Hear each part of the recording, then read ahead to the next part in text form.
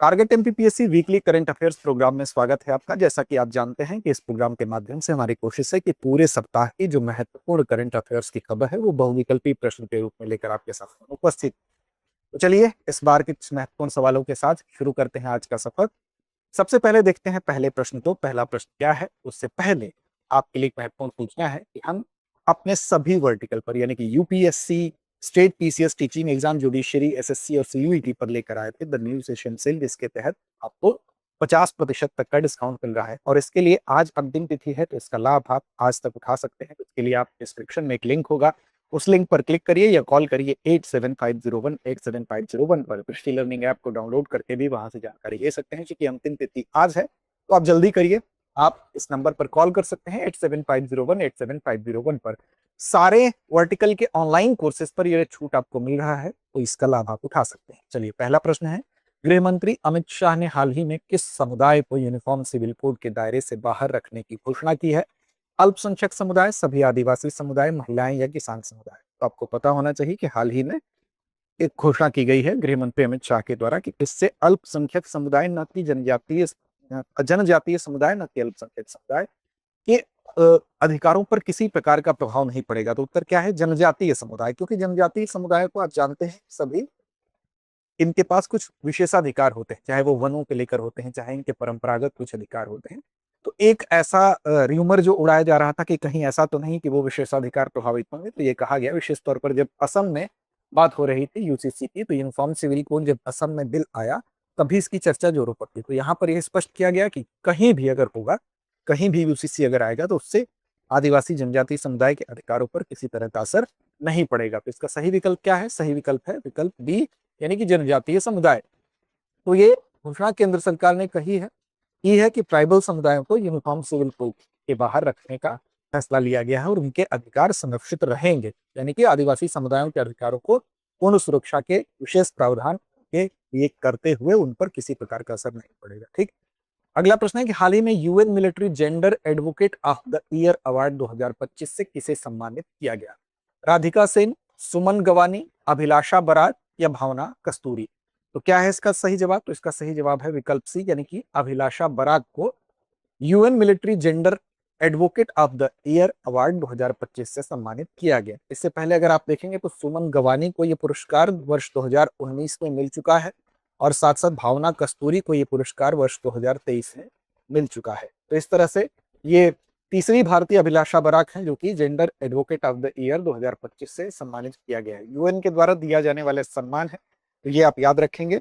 साथ साथ आप ये भी याद रखेंगे कि ये तीसरी महिला है ये सम्मान पाने वाली। ठीक। हाँ, लेकिन एक उपलब्धि इनकी और है कि जो हेलीकॉप्टर जो होते हैं, विशेष तौर पर जो अगर आप देखेंगे भारत की पहला कॉम्बैट हेलीकॉप्टर पायलट है, यानी कि ऐसे हेलीकॉप्टर जो सामान्य नहीं होते हैं, जो युद्धों में इस्तेमाल होने वाले होते हैं, सैन्य हेलीकॉप्टर होते हैं, उसको उड़ाने वाली पहली पायलट भी ये है। इस तरह से इनका नाम थोड़ा और स्पेशल हो जाता है। तो major Abhilasha Barak UN military gender advocate of the year award 2025 से सम्मान पाने वाली तीसरी भारतीय तीसरी पीस कीपर बन गई है।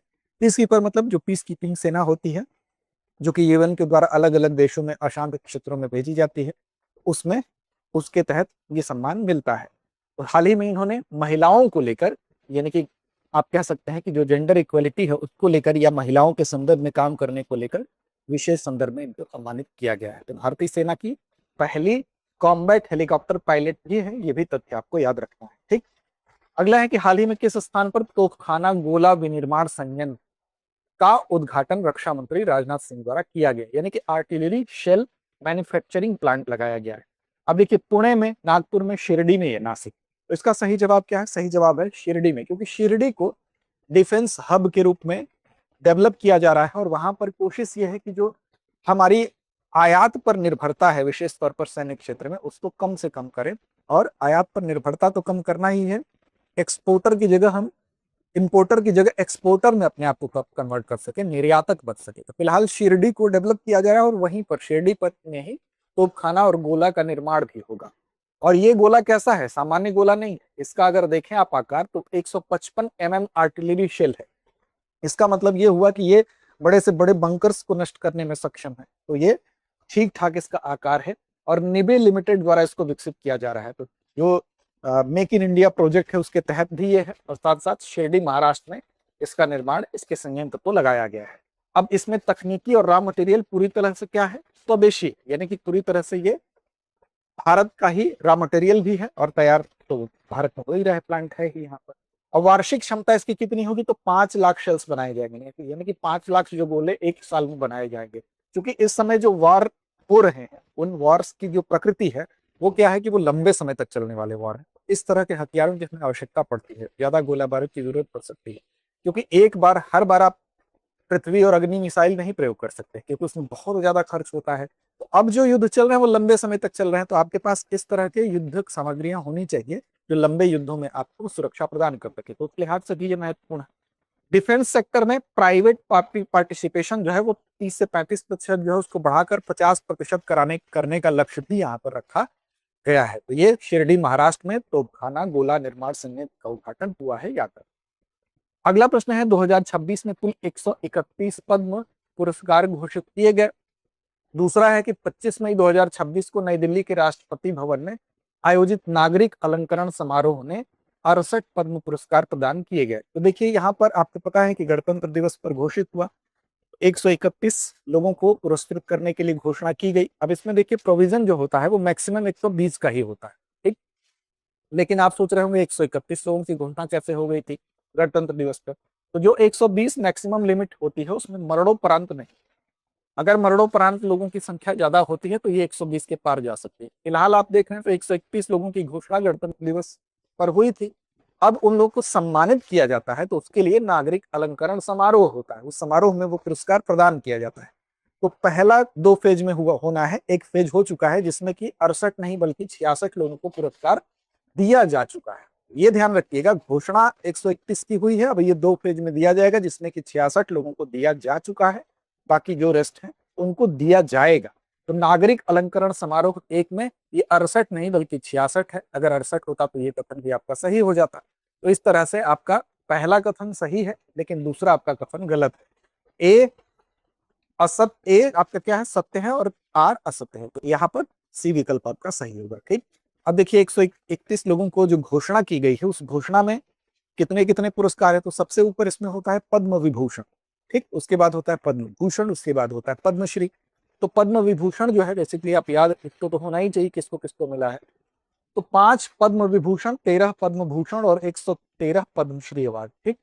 अब 2 पद्म विभूषण और 6 पद्म भूषण और 58 पद्मश्री पुरस्कार प्रदान किए जा चुके हैं, यानी कि ये संख्या कितनी हो गई, तो 58, 2, 60 और 6, 66 लोगों को प्रदान किया गया। बाकी लोगों को दूसरा अलंकरण समारोह जो होगा मई लास्ट या जून में उसमें प्रदान किया जाएगा। एक नजर डालते हैं पद्म विभूषण पर, तो धर्मेंद्र देओल को मिला है कला के क्षेत्र में, जो महाराष्ट्र से आते हैं, मरणोपरांत इनको दिया गया है। इसके अलावा केटी थॉमस को मिला है सार्वजनिक मामलों में, केरल से आते। सुश्री एन राजम कला में उत्तर प्रदेश यूपी से, पी नारायणन साहित्य शिक्षा केरल से, और श्री वी एस अच्युतानंद इनको भी मरणोपरांत मिला है जो कि केरल से। अब देखिए मरणोपरांत यहाँ पर 2 लोगों को मिला है, जो कि वी एस अच्युतानंद सार्वजनिक मामलों में केरल से, और धर्मेंद्र को कला से संबंधित है महाराष्ट्र से, ठीक। और इस तरह से केरल से मिलने वालों की संख्या 1, 2 और 3 है। तो ये सवाल और बन सकता है कि 3 लोगों को केरल से मिला है, एक यूपी एक महाराष्ट्र, क्या मिला है, तो ये पद्म विभूषण मिला है जो 5 लोगों को दिया गया है, ठीक है। चलिए, हाल ही में डब्ल्यूएचओ ने पहली बार किस मेडिकल समस्या को पब्लिक हेल्थ प्रायोरिटी के रूप में मान्यता दी है, तो देखिए डायबिटीज, कैंसर, स्ट्रोक या ट्यूबरकुलोसिस। तो इसका सही जवाब है स्ट्रोक, क्योंकि स्ट्रोक के जो मामले हैं वो काफी बढ़े हैं और इस वजह से स्ट्रोक को भी ये कहा गया है कि अब ये पब्लिक हेल्थ प्रायोरिटी के रूप में इसको मान्यता दे दी गई। तो यहाँ पर ये सवाल याद रखेंगे, और ये मान्यता डब्ल्यूएचओ द्वारा दी गई है तो महत्वपूर्ण है। तो वर्ल्ड हेल्थ ऑर्गेनाइजेशन की जो वर्ल्ड हेल्थ असेंबली है उसने पहली बार स्ट्रोक को पब्लिक हेल्थ प्रायोरिटी के रूप में मान्यता दी है। अब ये प्रस्ताव सदस्य देशों से ये कहा गया है कि वो स्ट्रोक की रोकथाम, उसका उपचार, पुनर्वास और साथ साथ स्वास्थ्य प्रणाली को मजबूत करने के लिए आप प्रयास करें, सदस्य देशों से ये घोषणा करते हुए आग्रह किया गया है, ठीक। अब चलिए अगला प्रश्न है, 2 कथन है। पहला है फर्स्ट वर्ल्ड योगासन चैंपियनशिप 2026 का आयोजन मुंबई में किया जाएगा। दूसरा है हाल ही में मनसुख मांडविया द्वारा फर्स्ट वर्ल्ड योगासन चैंपियनशिप 2026 की चैंपियनशिप ट्रेनिंग लॉन्च की गई। अब फिल्म मतलब ये फिल्म नहीं है जिस तरह से बॉलीवुड की फिल्म होती है, ये दरअसल क्या होता है, ये एक छोटा कह लीजिए शॉर्ट फिल्म टाइप कह लीजिए, ये ऑफिशियल प्रमोशनल वीडियो के लिए ये लॉन्च किया जाता है। मनसुख मांडविया ने ऑफिशियल प्रमोशनल वीडियो लॉन्च किया फर्स्ट योगासन चैंपियनशिप 2026 का। लेकिन क्या ये मुंबई में हो रहा है, होने वाला है? नहीं, मुंबई में नहीं होने वाला है, ये अहमदाबाद में होने वाला है। आप ये भी रखना है कि फर्स्ट वर्ल्ड योगासन चैंपियनशिप 2026 का आयोजन कहां पर होगा? तो ये होगा आपके अहमदाबाद। तो यहाँ पर अगर अहमदाबाद होता तो ये करेक्ट होता, अहमदाबाद नहीं है तो यह गलत हो गया है। हाल ही में मनसुख मांडविया द्वारा फर्स्ट वर्ल्ड योगासन चैंपियनशिप लॉन्च की गई, तो हाँ लॉन्च की गई, तो दूसरा आपका कथन सही है, पहला नहीं सही है, तो कथन एक गलत है, दूसरा सही है, तो यहाँ पर डी विकल्प आपका सही होगा। अब यहाँ पर देखिए, इसमें युवा और खेल मामलों के मंत्रालय के द्वारा जो नोडल बॉडी बनाई गई है वो कौन है? अब योगासन भारत इसकी नोडल बॉडी होती है, ये भी याद रखेंगे। इसका प्रमोशन करना और साथ साथ इसका इसको रेगुलेट करना भी कौन काम करेगा नोडल बॉडी के तौर पर? तो योगासन भारत करेगा। ठीक, योग की बात करें तो 2014 में यूएन द्वारा इसको अपनाया गया अंतर्राष्ट्रीय योग दिवस को, उसी की सफलता पर यह आधारित है। योगासन को भारत के सॉफ्ट पावर के रूप में जाना जाता है। साथ साथ 21 जून की वो तिथि है जब अंतर्राष्ट्रीय योग दिवस के रूप में मनाया जाता है।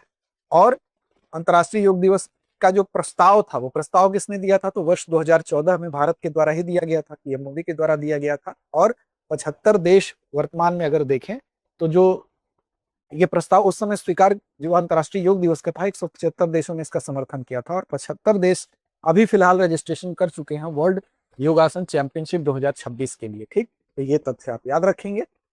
मनसुख मांडविया ने फर्स्ट वर्ल्ड योगासन चैंपियनशिप 2026 की फिल्म लॉन्च की, यानी कि ऑफिशियल वीडियो लॉन्च किया। आयोजन अहमदाबाद में होगा, न कि मुंबई में होगा। योगासन को वैश्विक खेल अनुशासन के रूप में स्थापित करने की दिशा में महत्वपूर्ण कदम है और योगासन को भारत की सॉफ्ट पावर यहाँ पर बताया गया है। हाल ही में पारिस्थितिक विदों ने किस पौधे के राजमार्गों और डिवाइडरों पर रोकने के खिलाफ चेतावनी दी? अब देखिए, ये इंपॉर्टेंट प्रश्न है। कॉनोफाइटम, कॉनोकार्पस इरेक्टस, कॉनोस्टीजिया या कॉनोविया? तो देखिए, इसका सही जवाब क्या है? सही जवाब है कॉनोकार्पस इरेक्टस। ये ऐसा पौधा है, ये इस पर मौसम का असर नहीं पड़ता, ये हर मौसम में हरा रहता है, इसलिए देखने में तो बड़ा आकर्षक लगता है। लेकिन साथ साथ जो पारिस्थितिकविद है उन्होंने इसको लेकर, इस पौधे को लेकर चेताया है, क्योंकि इसकी जो रूट होती है इन्वेसिव रूट होती है, बड़ी घातक रूट होती है। जड़ इसकी जमीन के अंदर जाएगी, कभी रोड को फाड़ देगी, कभी ये जाएगी किसी इंफ्रास्ट्रक्चर को नुकसान पहुंचा देगी। साथ ही साथ ये पाइपलाइन को कई बार नुकसान पहुंचा देती है। साथ ही साथ पानी को इतना ज्यादा ये खींचती है कि भूजल का संकट उत्पन्न कर देती है और आसपास के जो पौधे होते हैं उनको नष्ट कर देती है। जैव विविधता के लिए भी एक खतरा हो गया और साथ साथ स्थापित पौधों के हत्यारे के रूप में इसको देखा जाता है। तो इसको लेकर जो इकोलॉजिस्ट हैं वो चेतावनी जारी करते हैं। इसलिए भले ही ये हर मौसम में हरा रहता है, लेकिन ये कहा गया है कि इसको आप जो है राजमार्गों और डिवाइडरों पर जो आप लगाते हैं उसको लगाने से बचिए। क्यों बचिए? क्योंकि जैव विविधता को भी नुकसान कर रहा है, भूजल को भी नुकसान कर रहा है, इंफ्रास्ट्रक्चर को नुकसान कर रहा है। अब कोनोकार्पस को बटन वुड या बटन मैंग्रोव भी कहा जाता है और ये कॉम्ब्रेटेसी, याद रखिएगा, इस परिवार का मैंग्रोव वृक्ष झाड़ी है। ये उष्णकटिबंधीय, उपोष्ण कटिबंधीय और तटीय क्षेत्रों में पाया जाता है। मतलब देख रहे हैं, उष्ण कटिबंध में भी है, उपोष्ण में भी है, तटीय क्षेत्रों में भी है और इस पर चरम मौसम का कोई असर ही नहीं पड़ता है। गर्मी में भी हरा दिखाई देगा, देखने में तो बड़ा आकर्षक के लिए हर मौसम में पौधा हरा रहता है, लेकिन वास्तव में जैव विविधता के लिए और भूजल के लिए घातक है। अगला है, सिक्किम को उल्लास पहल के अंतर्गत पूर्ण साक्षर राज्य घोषित किया गया। दूसरा है, सिक्किम भारत का चौथा पूर्ण साक्षर राज्य घोषित किया गया। अब देखिए, सिक्किम को उल्लास पहल के अंतर्गत, उल्लास पहल के अंतर्गत बिल्कुल understanding of life long learning for all in society पहल के अंतर्गत इसको उल्लास कहा जाता है। ठीक, और इसको न्यू इंडिया लिटरेसी प्रोग्राम भी कहते हैं, MILP भी कहते हैं। ठीक, तो उल्लास पहल के तहत ही पूर्ण राज्य घोषित किया गया, ये आपका बिल्कुल सही है। दूसरा है कि सिक्किम भारत का चौथा पूर्ण साक्षर राज्य घोषित किया गया, तो देखिए चौथा नहीं है बल्कि कौन सा है?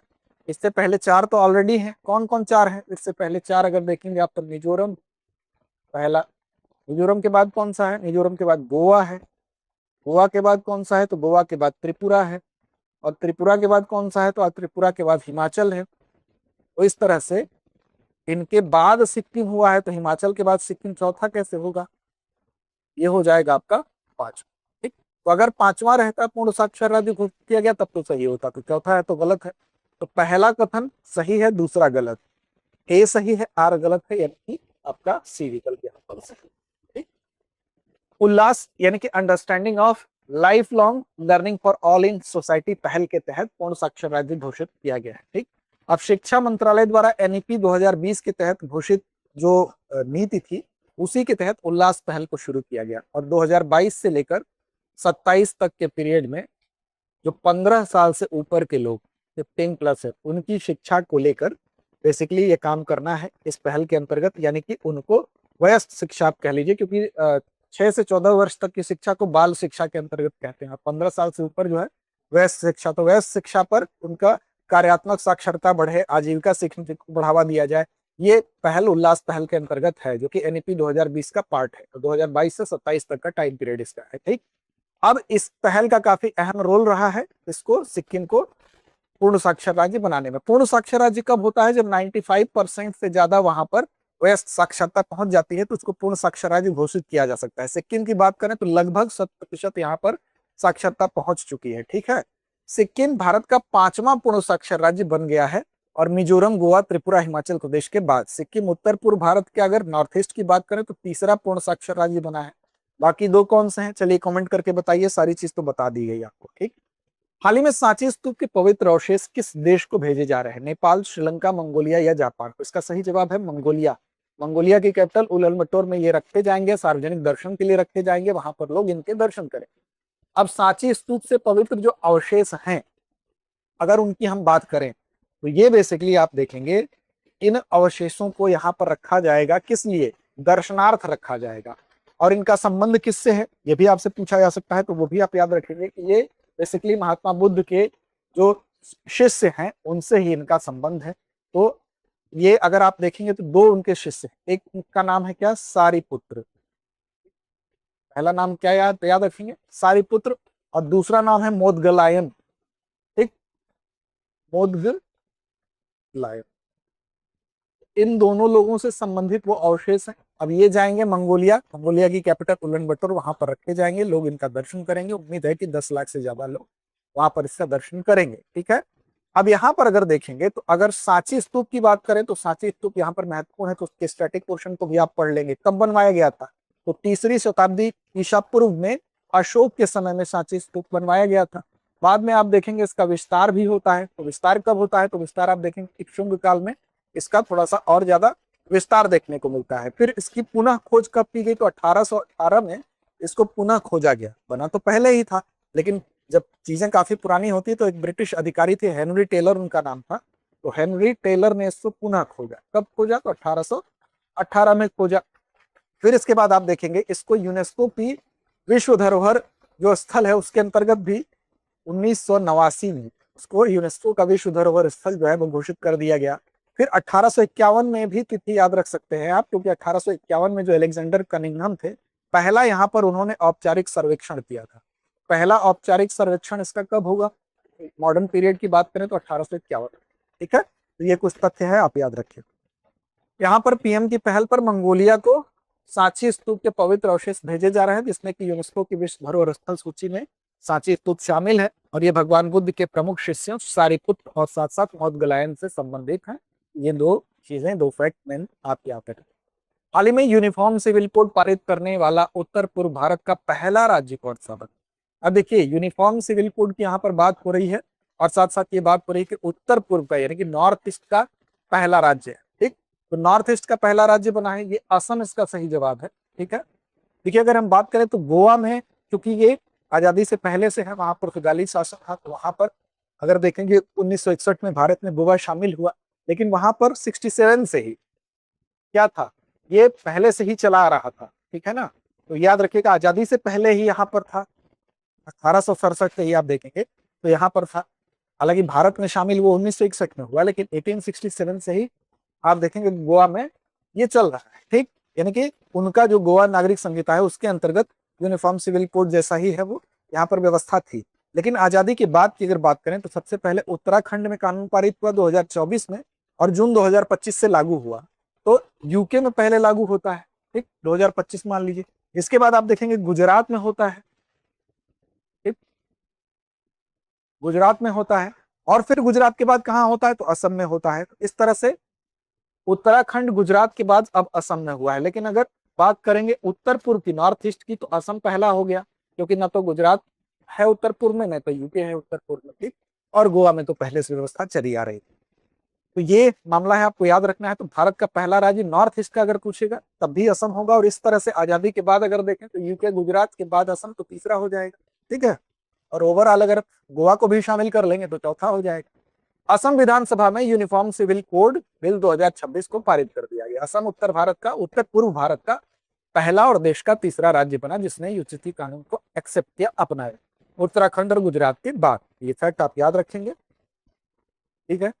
अगला देखिए, हाल ही में लॉन्च किए गए मिशन क्वीन पाइनएप्पल का संबंध किस राज्य से? मिजोरम, मेघालय, त्रिपुरा या नागालैंड? सही जवाब इसका क्या है? सही जवाब है त्रिपुरा।